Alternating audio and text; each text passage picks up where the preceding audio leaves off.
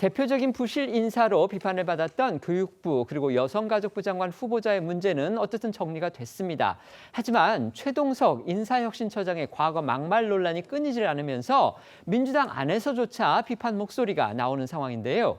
특히나 최 처장이 문재인 전 대통령은 물론이고요. 조국 전 법무부 장관 등에 대해서도 독설을 쏟아내면서 하지만 반면에 또 이재명 대통령을 향해서는 찬양에 가까운 호의적 평가를 해왔다는 점에서 야당의 비판이 거셉니다. 그렇습니다. 이 최동석 인사처장의 과거 발언들이 하루가 멀다 하고 지금 논란이 되고 있습니다. 앞서 박원순 전 서울시장의 성추행 사건과 관련한 2차 가해성 발언부터 또 문재인 전 대통령과 현 정부에서 요직을 맡은 이 여권 인사들에 대한 적나라한 비판이 논란이 된 데 이어 이번에는 또 조국 전 의원에 대한 비판 발언이 도마 위에 올랐습니다.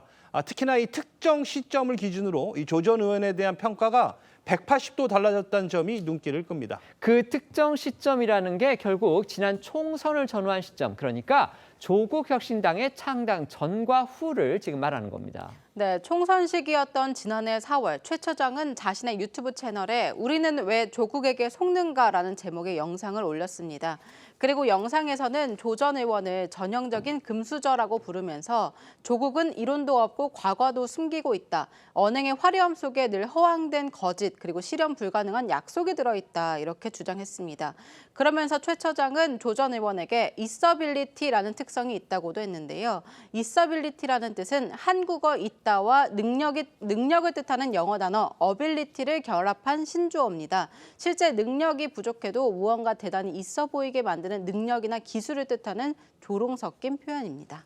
하지만 최 처장이 처음부터 이렇게 조 전 장관을 깎아내렸던 것은 아니었습니다. 이 앞서 앵커 말씀하신 것처럼 최 처장의 평가는 조국 혁신당의 창당 이전과 이후로 완전히 달라졌는데요. 2022년 4월엔 문재인 전 대통령이 5년 동안 멍청한 인사를 했다며 조국 같은 인재를 키우려면 수십 년을 기다려야 한다는 글을 SNS에 올리기도 했고요. 이 같은 해 6월과 11월엔 검찰 개혁에 앞장선 유능한 조국이라거나 재능을 썩힐 필요가 없다며 출마를 권하는 글을 올리기도 했는데요.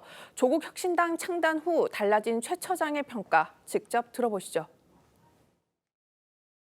조국은 이론도 없고 과거도 숨기고 있어요. 그래서 희망이 없다고 보는 겁니다. 조국의 있어빌리티에 속는 이유는 신원서판이라는 오래된 무의식적 판단 오류가 작동하기 때문입니다. 언행의 화려함 속에는 늘 허황된 거짓과 실현 불가능한 약속이 들어있습니다. 몇 명의 국회의원을 모아가지고 쇠빙선이 되겠다고? 시민들은 그것을 찾아내요. 문재인 전 대통령부터 조국 전 조국혁신당 대표 또 여기에 더해서 현 정부의 핵심 인사인 강훈식 대통령 비서실장, 우상호 정무수석까지 이 최 처장의 비판 대상은 말 그대로 전방위적입니다. 오늘은 또 이 민주당의 유력 당권 주자죠. 정청래 후보에 대해서 했던 비판 발언이 새롭게 드러났습니다. 그렇습니다. 지난달 20일입니다. 이 친여 성향의 유튜브 채널 유탐사에 출연해서 한 발언인데요. 정청래 후보는 당시 이미 당대표 선거 출마를 공식화한 상황이었고 최 처장은 그런 정 후보에 대해서 자기 현시 욕망이 크다면서 당대표로서는 적합하지 않다는 취지로 폄하했습니다. 이어 최 처장은 이 정청래는 항상 자기 얼굴이 나는 곳에 나타나서 자기를 과시한다면서 이 법제사법위원장 하는 걸 보면서 그것을 확연히 느꼈다고도 덧붙였습니다. 또한 최 처장은 앞으로 몇 년간은 이재명의 시간이지 정청래의 시간이 되면 안 된다면서 정 후보가 이재명 정부의 성공을 묵묵히 뒷받침하기에는 부적절하다 이런 취지의 말도 했습니다. 그러면서 이재명의 시간을 충분히 주고 다음 총선인 2028년에 200석 이상의 여권이 다 먹어야 한다면서 민주당이 20년, 30년 계속 집권하려면 우리가 앞으로 시간을 어떻게 써야 하냐고 생각해야 한다 이렇게 말을 했습니다. 이런 최 처장의 발언이 알려지자 민주당에서는 얼마 남지 않은 당대표 선거에 영향을 미칠 수 있다 이런 우려가 나오고 있습니다. 관련해 민주당의 한 관계자는 뉴데일리에 한 달쯤 전에 나온 것이긴 해도 인사 논란으로 주목을 받고 있는 최 처장 발언을 당원들이 본다면 판단의 기준으로 삼을 가능성을 배제할 수는 없겠다면서 선거에 자칫 특정한 시그널이 되지 않을까 염려된다고 말한 것으로 전해졌습니다. 이렇게 마구잡이식으로 비판을 쏟아내온 최동석 처장인데요. 하지만 유독 이재명 대통령에게만큼은 칭찬이 후했습니다. 과거 이 대통령을 추켜 세웠던 발언이 또 알려졌습니다. 이번엔 이 대통령의 사법 리스크인 대장동 사건과 관련한 발언인데요. 지난 4월 최 처장은 한 유튜브에 출연해 대장동 개발을 두고 이 대통령의 천재성을 보여준 것이라고 평가했습니다. 그러면서 민족 전체가 이재명의 국가가 돼야 한다, 이재명의 민주당이 돼야 한다는 말도 덧붙였는데요. 이런 최 처장의 발언은 앞서 논란이 된 20년 장기 집권 발언 등과 더해져 야당의 큰 반발을 부르고 있습니다. 막말 논란의 시작이라고 할 수 있는 이 박원순 전 서울시장 성추행 사건과 관련해서도요, 부적절한 과거 발언이 추가로 드러났습니다. 그렇습니다. 앞서 이 최 처장은 과거 한 언론 기고문을 통해 이 박원순 전 서울시장 성추행 사건에 대해서 이 기획된 사건처럼 보였다라는 주장을 했다가 2차 가해 논란에 휩싸였습니다. 그런데 당시 최 처장은 이 자신의 SNS에 피해자가 누군지도 모르는데 어떻게 2차 가해를 하느냐는 등의 글을 올렸던 것으로 알려지면서 논란이 더욱 커진 건데요.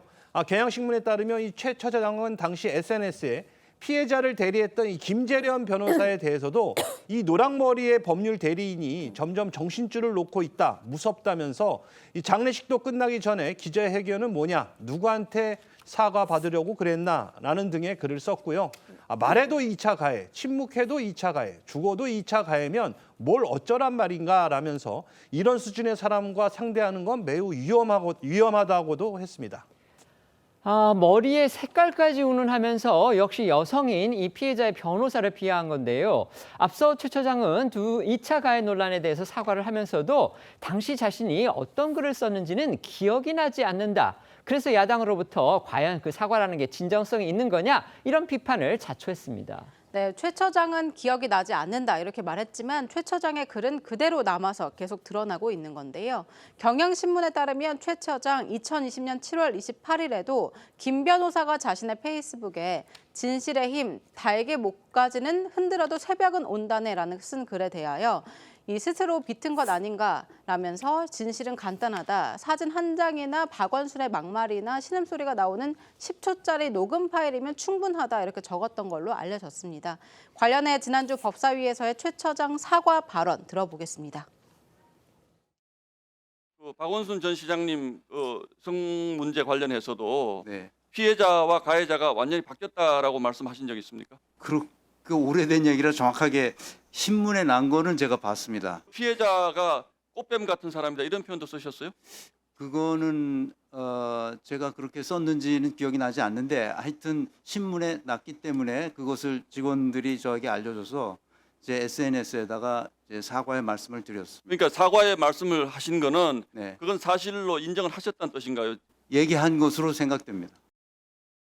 최 처장의 경우에는요, 이게 지금 부인할 수가 없습니다. 본인은 뭐 기억을 못한다 이런 식으로 얘기를 하고 있지만 저서에서 쓴 내용이라든지 그다음에 유튜브를 통해서 생생하게 자신의 입으로 했던 그런 발언들이 다 증거로 남아 있고 지금 그것들을 속속들이 언론들이 찾아냈는가 하면 또 야당에서 그걸 발견해서 지금 폭로를 하고 있는 상황이기 때문에 과연 이 최 처장 발언 논란과 그다음에 이 잡음을 지금 이 상태로 계속 덮을 수가 있겠느냐, 이런 의문이 제기되고 있는 것이고, 따라서 이제는 이재명 대통령이 뭔가 결단을 해야 하는 거 아니냐, 지금 이런 의견들이 여당 내부에서까지 나오고 있다는 겁니다. 자, 어떻게 생각하십니까? 네, 뭐 인사가 만점이면 좋겠죠. 인사가 만사기 때문에. 그런데 시스템이 있다 하더라도 인사는 늘 허점이 있고 그걸 이제 보완하고 사실상 그 이번에 강선우 장관 후보자의 그 어떤 여러 가지 논란을 겪으면서 이재명 정부가 인사 시스템의 기준을 국민의 눈높이로 잡은 것 같습니다. 그래서 그런 부분들을 보완하겠다는 결단들은 좋은 것 같고요. 일단 최동석 인사처장에 대해서는 사실 난사를 했죠. 개인적으로 어떤 인물에 대해서 평가를 할 수 있습니다. 그거는 본인의 자유고 의견이니까요. 근데 공직자를 하겠다고 했으면 본인의 살아온 시간들을 고려를 했었어야죠. 다 뱉어버렸는데 공직자 되면 기억이 안 난다. 그리고 그 부분엔 사과한다. 이 부분에 대해서는 사실 조금은 국민의 어떤 인식 수준에서는 도가 넘지 않았나. 예를 들어서 지금 현재 같이 일하고 있는 강훈식 비서실장, 그러니까요. 우상호 정무수석, 또 행안부 장관인 윤호중 장관한테도 무능한 사람이다. 뭐 정치권에서 사라져야 된다. 그러니까 같은 팀 내에서도 본인은 그 사람들을 동료로서 보지 않고 비난했습니다. 근데 이제 와서 같이 일하려고 하니까 그걸 어떻게 줘도 않겠어요. 심지어 제일 중요한 건 민주정부 상기인 문재인 전 대통령에 대한 독설. 그러면 지금 민주정부 사기인데 그 연속성상을 부인하는 사람이 인사처장으로서 적절한가라는 측면에서는 사실상 대통령실에서는 고심이 깊어질 수밖에 없을 것이다. 그렇게 보고 있습니다. 네. 일단 대통령실 인사비서관하고 인사혁신처는 좀 역할이 다르죠. 인사비서관은 정무직을 발탁을 하는 거지만 인사혁신처는 일반 공무원입니다. 그리고 인사혁신처 기능 중에서 인재를 발굴하는 기능도 있어요. 그런데 그런 기능이 있는 수장이 이렇게 정치적으로 어떤 한쪽으로 편향돼 있고 정치적 발언을 많이 하고 또 저번에 강선우 후보자 문제와 관련해서 의견을 모르니까 본인은 TV도 안 보고 신문도 안 보고 네. 그러면은 나라 돌아가는 게 관심이 없다는 이야기가 되는 거예요. 네. 관심이 없는 그런 인물이 인사혁신처장을 맡아서 제대로 국가 공무원들을 관리를 할 수 있겠는가? 그 어떤 업무적인 부분도 살펴봐야 되기 때문에 아마 이재명 대통령이 좀 결단을 내려야 되는 상황인 걸로 보이고 전체적인 인사 시스템이 지금 민정수석이 나와서 부분적으로 사과를 했지만은.